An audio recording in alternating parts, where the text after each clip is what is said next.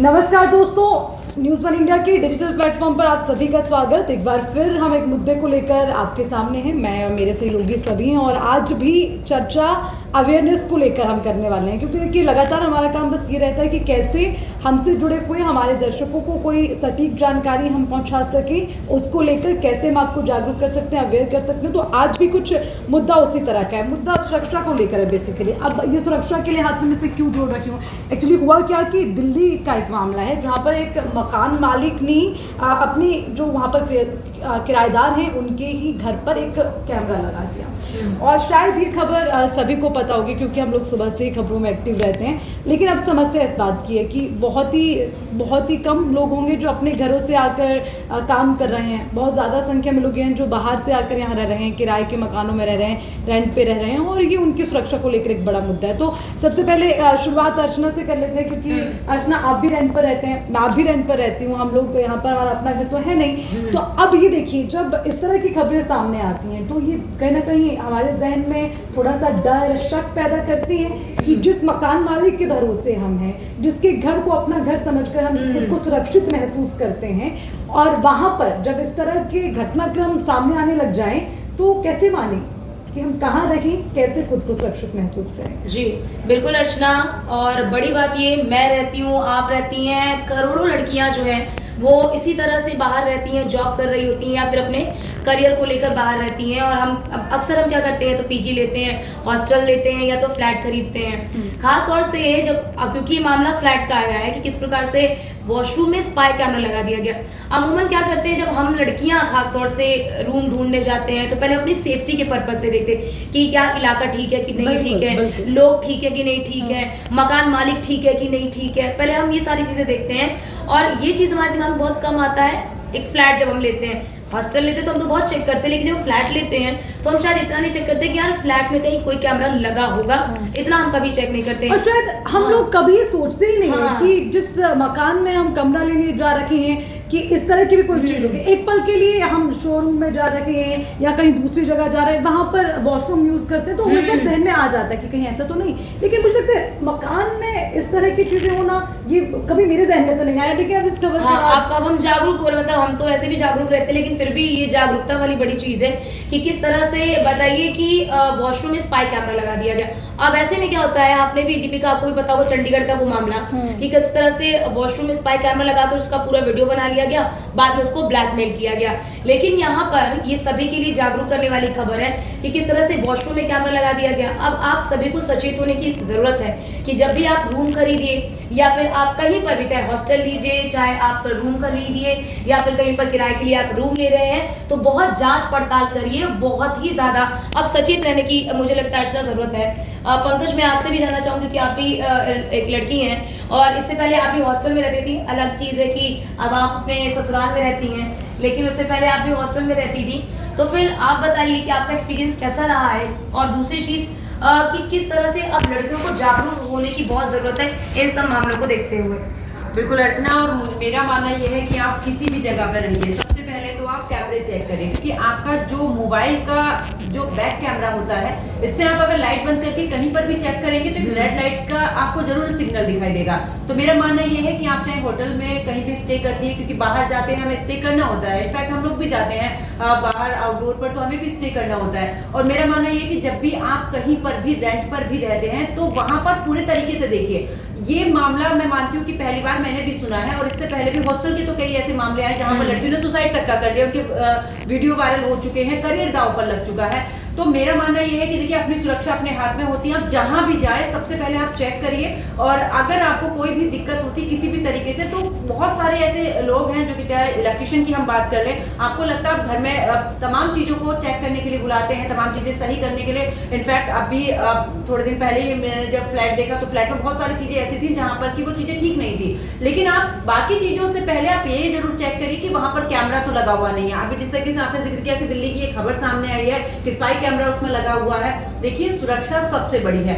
घर के बाहर जब हम निकलते हैं, और या मैं तो ये कहूंगी, अब जिस तरीके से मामले सामने आ रहे हैं, हम घर में भी सुरक्षित क्या महसूस करें, क्योंकि घर में भी तमाम इतने ज्यादा, चाहे वो रेप के मामले हो, बहुत सारी चीजें आती हैं। फिलहाल सबकी फैमिली एक सी नहीं होती है, मैं ये भी कहूंगी, हर किसी को हम टारगेट नहीं कर सकते हैं। लेकिन ये है कि आप जब घर से बाहर निकलते हैं तो देखिए हर कदम कदम पर लड़कियों के लिए चुनौतियां होती हैं, चाहे आप बस में ट्रेवल करें, चाहे आप फ्लाइट में ट्रेवल करें, या फिर आप घर से बाहर ऑफिस आ रहे, ऑफिस में भी अगर आप वर्क करें, बहुत सारे ऐसे लोग होते हैं। तो मेरा मानना ये है कि देखिए अपनी सुरक्षा अपने हाथ में होती है। खुद के लिए पहली बात तो ऐसे एक्शन रखिए कि कोई आपको कुछ कह ना सके, और दूसरा ये है कि आप जहां भी जाए सुरक्षा के लिहाज से कैमरा को जरूर चेक करें, क्योंकि एक कैमरा आपकी जिंदगी बर्बाद कर सकता है, आपका जो करियर है या जो भी है वो पूरे तरीके से दांव पर लगा सकता है। मेरा तो यही मानना है कि देखिए जहां भी जाए पहले अपनी सुरक्षा को बिल्कुल ध्यान में रखते हुए अगला कदम उठाएं।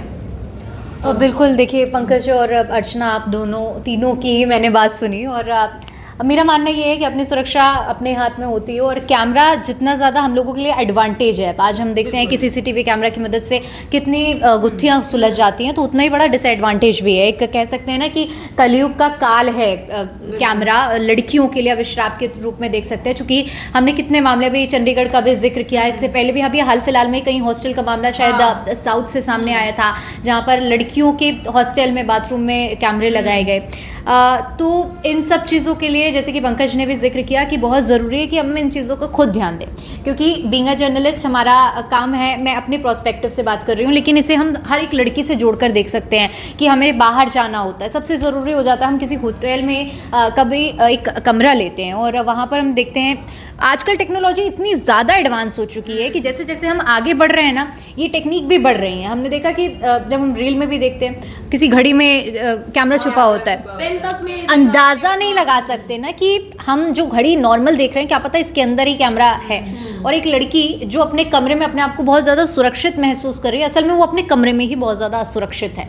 तो ये सबसे पहले तो मुझे लगता है कि हमें खुद को इतना ज़्यादा रिस्पॉन्सिबल सजग होना पड़ेगा, और दूसरा लोगों को भी अपनी मानसिकता को बदलना पड़ेगा। आप सोचिए कि मेरा घर है और मैं अपने घर में जा रही हूँ और मैं बहुत फ्री हूँ, अपने हिसाब से मैं अपना अटायर चेंज कर रही हूँ, अपने हिसाब से मैं बैठ रही हूँ, लेकिन वो चीज़ें रिकॉर्ड हो रही हैं। ये जो दिल्ली की घटना है, मैं उससे जोड़कर देखूँ तो यहाँ पर मानसिकता का भी बहुत बड़ा रोल हो जाता है। वो किराएदार जिसको उसने उसके घर को अपना माना लड़की ने, और वो किराएदार ही उसके साथ चीट कर रहा है, उसकी सारी गतिविधियों को रिकॉर्ड कर रहा है। क्या इंटेंशन है, क्या है, लेकिन आप समझिए ना कि आप किसी लड़की की गतिविधियों को इस तरह रिकॉर्ड कर रहे हैं, बहुत बड़ा, मैं तो इसे क्राइम, जघन्य अपराध मानती हूँ। और मुझे लगता है कि दीपिका ऐसे जो केसेस होते हैं ना, इन पर सख्त एक्शन लेना चाहिए। बिल्कुल, सुरक्षा को लेकर अगर हम ऐसे ही छोड़ दें, पुलिस ने ठीक है FIR दर्ज की या कुछ भी उस पर जुर्माना लगा दिया या कुछ भी, कि आगे से अब ऐसा नहीं हो, मेरा तो ये मानना है कि अगर महिलाओं की सुरक्षा तो इसको लेकर और पंकज मैं इसी पॉइंट पे मैं आना चाह रही थी, जैसे कि हम लोगों ने चलिए खुद से ये कह दिया कि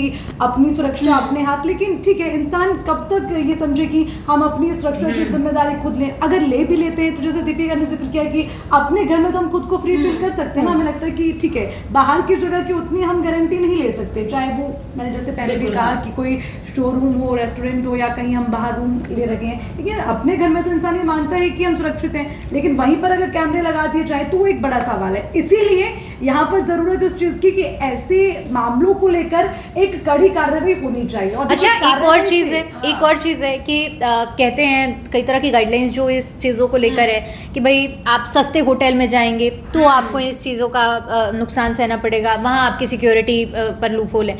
मैं कहती हूँ आप कितने बड़े से बड़े होटल में चले जाएं, जब आप अपने खुद के घर में सुरक्षित नहीं है तो किराए का घर और लग्जरी होटल हर जगह प्रश्न चिन्ह खड़े हो रहे हैं। तो मुझे ऐसा लगता है कि सरकार को इस दिशा में भी कुछ काम करना चाहिए, मानक तय होने। इतना सक्षम नहीं है कि जाकर 5 स्टार होटल में जाके पहली चीज, और दूसरी चीज ये कि कार्रवाई का जिक्र हम इसलिए कर रहे हैं कि देखिए जब कानून व्यवस्था है, जब मुझे ये लगता है कि कानून व्यवस्था एक ऐसी चीज है जो किसी को भी कंट्रोल में कर सकती है, लेकिन वही है ना कि कानून व्यवस्था भी अगर थोड़ा लचर रवैया अपना लेगी तो फिर लोगों के हाथ खुल जाते हैं। अच्छा, एक और चीज़ मैं मानती हूँ, क्योंकि आज हम जितने ज़्यादा मॉडर्नाइज हो रहे हैं, AI के वजह से हमें बहुत सारे सॉल्यूशंस मिल रहे हैं। मुझे ऐसा लगता है कि इस क्षेत्र में भी थोड़ा कुछ काम होना चाहिए कि अगर मैं इस रूम में एंटर कर रही हूँ तो वो कुछ कहते हैं कि लाइट बंद कर दो, रेड लाइट दिखती है, लेकिन इसके बजाय अगर कुछ ऐसा इक्विपमेंट है, स्पाई कैम है या कुछ है, तो वो AI को इतना ज़्यादा टेक्नोलॉजी, अब ये तो मैं कह रही हूँ हो सकता है आज से 4-5 साल बाद ये चीज़ें आ भी जाएं कि कुछ मोबाइल में सिग्नल होने लगे, कुछ ब्लिंक होने लगे, तो मुझे लगता है इस तरह क्राइम रुक सकते हैं। और दूसरी चीज़ मैं एक चीज़ और चीज़ ऐड करना चाहूँगी दीपिका, जैसे आपने कहा कि अभी तो हम ये कहते हैं कि कैमरा ऑन कर लो तो पता चल जाता है, क्या पता ये और एडवांस हो गया, ये और एडवांस हो गया स्पाई कैमरा, इससे भी पता ना चल पा रहा हो। आप इसको पता करने के लिए और कोई हमें एक तरीका बताए। कई सारे ऐप्स भी हैं, लेकिन हम उन पे डिपेंड नहीं रह सकते कि वो वो ऐप कितना सही दिखा रहा है, कितना सही नहीं दिखा रहा है। टेक्निकली मैंने तो आज तक मैं जितने होटल में गई और जहाँ भी मैंने चेक किया, लकी थी कि आज तक मुझे कभी मिली नहीं ये चीज़ें। तो क्वेश्चन ये भी अराइज होता है कि क्या असल में जो मैंने चेक किया है वो सही भी आप रिस्पॉन्स दिखा रहा है या नहीं है। तो मन में डाउट होता है। कितने बार हमने देखा कि मॉल के ट्रायल रूम में, चेंजिंग रूम में मुझे एक और सामने आता है अभी कि किसी वॉशरूम की हार्पिक की एक बोतल है, उस हार्पिक की बोतल में कैमरा लगा हुआ है, जो कि मतलब कोई सोच भी नहीं सकता, वो पूरा वीडियो रिकॉर्ड हो रहा है। ये तो बहुत ज्यादा चर्चा में भी रहा है ये विषय। तो सोचने वाली बात है कि एक तो लोगों की मानसिकता, और देखिए जो ये मानसिकता तो ठीक है इस तरह की है, लेकिन उसको बढ़ावा कैसे मिलता है? बढ़ावा ऐसे मिलता है कि जब हम खबर सामने आती है, हम लोग चर्चा करते हैं, शायद हमारी वजह से 10 लोग जागरूक हो जाएं, लेकिन बाकी जो लोग हम तक नहीं पहुंच पाए हैं उनका क्या? दूसरी बात ये, और तीसरी बात ये कि ये कहीं ना कहीं अपराध को बढ़ावा देना है। मुझे लगता है कि सख्त एक्शन होगा यार, हर कोई सजा से डरता है, क्यों नहीं लोग क्राइम करते हैं? और तो आज हर दूसरा इंसान क्राइम करता है। और देखिए इस पर मैं भी यही चीज़ कहना चाहूँगी कि आप समझिए कि कोई पिता और भाई क्या ये बर्दाश्त कर पाएगा कि उसकी बहन की कोई वीडियो रिकॉर्ड हो रही है? मुझे ऐसा लगता है कि बहुत ही कम ऐसे लोग होंगे जो इस चीज़ को एक्सेप्ट कर पाएंगे। तो हमें एक ऐसा अपना व्यक्तित्व बनाना चाहिए कि हर अगली लड़की, जिस तरह से हम कहते हैं कि उसे बहन बेटी के नज़रों से देखो, तो अगर ये प्रोस्पेक्टिव, ये माइंडसेट अगर हर कोई व्यक्ति बनाकर चलेगा कि नहीं, आज उस किराएदार की मैं बात समझ लेती हूँ, अगर उस किराएदार के घर पे उसकी बेटी उस रूम में रह रही होती, क्या वो पिता अपनी बेटी का वीडियो रिकॉर्ड कर पाता? नहीं कर पाता। तो अगर वो मानसिकता की जो मैं शुरू से बात कर रही हूँ, मुझे लगता है कि वो अगर बदलाव होगा तो इस तरह। दीपिका देखिए, ये जितने भी क्राइम होते हैं बिल्कुल मानसिकता पर डिपेंड होते हैं। आप चाहे किसी का मर्डर कर दीजिए, वो भी मानसिकता पर है। आप किसी के साथ में रेप कर दीजिए, वो भी मानसिकता पर है। आपने कैमरा लगाया, बिल्कुल आपकी मानसिकता क्या है वो झलक ही रही है। लेकिन देखिए, मानसिकता अपनी जगह पर है, लेकिन ऐसी मानसिकता को बदलने के लिए कोई तो ठोस कदम ऐसा उठाना पड़ेगा, चाहे सरकार को, चाहे कुछ भी कानून ऐसे बनाने पड़े कि सख्त से सख्त कार्रवाई हो, ताकि इस तरीके का आगे के कोई क्राइम नहीं कर पाए। अभी तक देखिए हॉस्टल में उन बच्चियों के साथ में हुआ, वीडियो वायरल हुआ, सुसाइड तक का कर लिया। आप सोचिए, उस लड़की की जिंदगी तो तबाह हो गई ना। उस लड़की ने तो आत्महत्या कर ली, उसने अपनी जीवन लीला समाप्त कर ली। जिम्मेदार कौन होगा?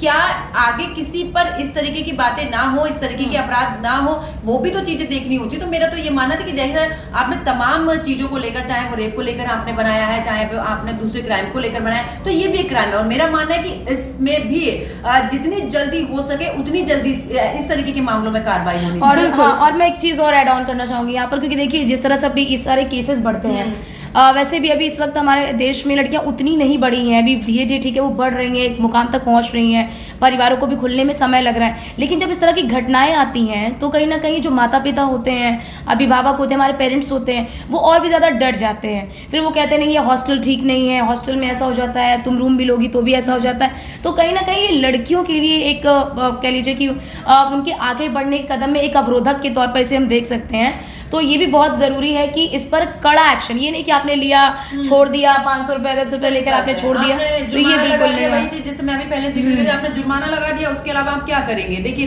1 साल की 2 साल की। लेकिन आप सोचिए, जिस लड़की का वीडियो रिकॉर्ड हो गया, जो वायरल कर दिया, क्या वो वापस हो पाएगा? लोगों की जो दूसरे लोग उसे देखेंगे, जो भी उसके सहयोगी रहे या जो भी रिलेटिव रहे हैं, क्या उनकी मानसिकता नहीं बदलेगी? देखिए हम लोग जो है, हम लोग यहाँ बैठे, मैंने कई ऐसे केस भी हैं कि हम लोग देखते हैं, ठीक है यहाँ क्राइम हो गया, हमने कैंडल मार्च लेके हम 4 दिन के लिए बैठ गए।